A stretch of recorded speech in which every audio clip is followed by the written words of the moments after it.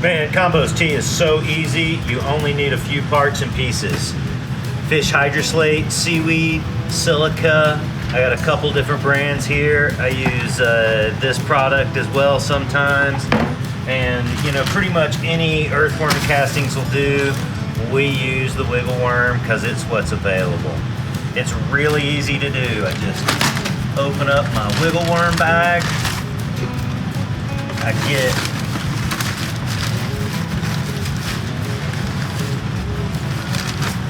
some earthworm castings. There's my bag right there. I just tie it up and drop it in, just like a good cup of tea. You don't need very much earthworm castings here. I've just got this paint strainer bag. It's about 20% full. These earthworm castings will hydrate and expand in the bag. You don't want it overflowing and going into your compost tea. It just makes it a little dirty to deal with. Always make sure you get a good solid knot on this. And we just drop it in like it's just one good bag of tea, and then tie our 2 lines off.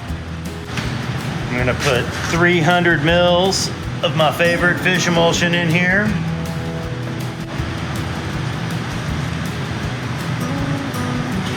Maybe a little more. It's like that Cajun cook who always put in more. My favorite brand of silica here. This is Bulletproof Si by Cutting Edge. I use about 300 mils. Let's see, what do we got there? Right about 300 mils. And that is all you need. Silica, earthworm castings, fish emulsion, and kelp. Simple and easy.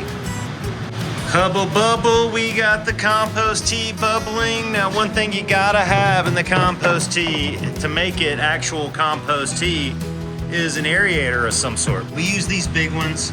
We put in multiple hoses, and you can see how much it churns up there.